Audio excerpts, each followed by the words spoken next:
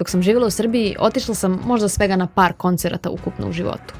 Odrastaš na selu, na siromašnom jugu države, najbliži veći grad bio nam je Leskovac, što je, nemojte me pogrešno shvatiti, i tekako imalo svoje prednosti. Recimo jedna od njih je da možeš stići gde god poželiš za 10 minuta i to i dan danas volim.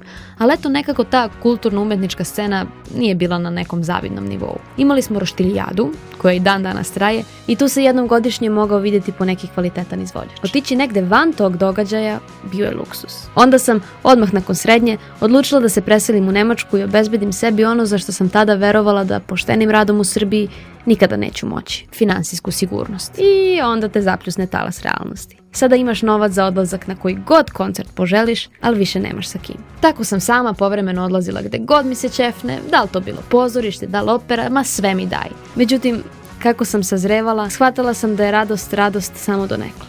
Jer polako počne da se pretvara u tugu, onda kada nemaš sa kim da je podeliš. Sada živim u Italiji. Okružena sam umetnicima, pa društva za takva iskustva ne manjka.